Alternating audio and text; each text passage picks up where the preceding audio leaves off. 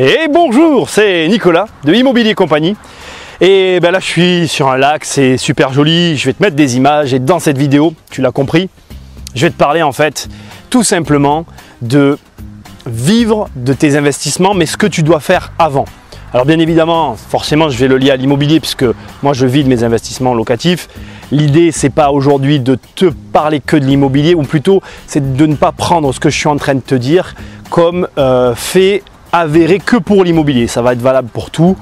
Et je vais te montrer en fait juste ce que tu dois faire avant ou ce que tu dois préparer pour que tes investissements, peu importe lequel, en l'occurrence dans mon cas l'immobilier, te permettent de vivre de ces revenus-là. Alors là, ce que je vais te dire, c'est hyper simple. Il ne va pas y avoir en fait finalement de grandes révélations dans la vidéo, bien que tu vas voir, je vais t'expliquer plutôt, c'est les explications et le conseil qui vont peut-être être plus surprenants que le fait en lui-même. C'est très facile. En fait, avant de vouloir vivre de ton immobilier, la première chose que tu dois faire, c'est gagner de l'argent.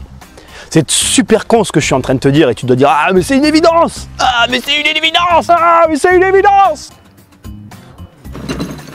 Mais le truc c'est que tu vois, il y a trop de personnes qui négligent cet aspect finalement de l'investissement. En gros, si tu veux, ce que tu dois comprendre, c'est que avant de pouvoir dire je vis de mes investissements locatifs, il va s'écouler un certain temps. Et le temps en fait qui va faire que tu vas pouvoir vivre de ces investissements, c'est l'argent que tu gagnes au départ. En fait, l'argent que tu vas gagner, c'est un peu les fondations de la réussite, ou en tout cas du projet, de la réussite du projet qui est de vivre de tes investissements, vivre de ton immobilier. Moi, à mes débuts, tu le sais, j'étais marchand et en fait, c'est une activité commerciale. En réalité, pour vivre de tes investissements, il n'y a que deux voies, c'est le salariat ou l'entrepreneuriat. Première chose que j'ai à dire sur ce sujet, c'est qu'en France, ou en tout cas en Europe, je trouve qu'il y a une espèce de mauvaise opinion, a priori, autour du salariat. Tu peux très bien vivre de ton salariat, réussir, enfin vivre c'est une évidence, réussir à gagner beaucoup d'argent en étant salarié. Il faut arrêter de croire que parce qu'on est salarié, on est bloqué, c'est la fin, etc. Le salariat, c'est juste qu'en fait, effectivement, tes revenus sont préétablis. Mais tu as des salariés qui réussissent. Et tu peux très bien être un salarié qui réussit, qui explose tous les résultats et tout fonctionne très bien pour toi. Ce que je veux dire déjà, c'est pas parce que tu es salarié que tu n'y arriveras pas. Et c'est pas parce que tu es entrepreneur que tu y arriveras. Il n'y a pas de règle. La seule réalité, c'est en fait, c'est super facile à comprendre. Ce n'est pas gagner de l'argent, enfin gagner de l'argent c'est hyper important, mais c'est ce que tu vas faire de l'argent qui va faire que tu vas y arriver ou pas. Et on néglige trop cet aspect-là. On est là sur cette chaîne, je fais que parler de l'investissement, l'investissement, l'investissement, mais avant tout ça, avant d'investir, il te faut une source de revenus. Il te faut quelque chose qui te permette de t'asseoir devant la banque et de dire voilà, moi je gagne ça et avec cet argent je veux faire ça. C'est hyper logique, mais de le dire et parfois même de l'entendre, ça fait du bien. L'autre point maintenant, c'est l'entrepreneuriat. Là, je viens de te dire qu'en tant que salarié, tu peux y arriver. En tant qu'entrepreneur, le problème, c'est que tu ne connais pas tes revenus. Alors, il y a beaucoup de gens qui vont dire oui, au début de l'entrepreneuriat, on ne peut rien faire et tout. Ça, c'est pas vrai. Il y a plein de manières de faire. On ne va pas parler de ça dans cette vidéo. La seule réalité, c'est que effectivement, les débuts d'un entrepreneur sont toujours plus compliqués que les débuts d'un salarié. C'est-à-dire que pour investir tout de suite, ce n'est pas l'entrepreneuriat qui va te donner des facilités immédiates. Par contre, sur le long terme, en tant qu'entrepreneur, il y a le facteur X. Il y a le facteur X. Ce facteur, en fait, ça consiste à dire que ton entreprise elle a une évolution qu'on ne connaît pas. Et donc, du jour au lendemain, tu peux faire un chiffre énorme. Énorme.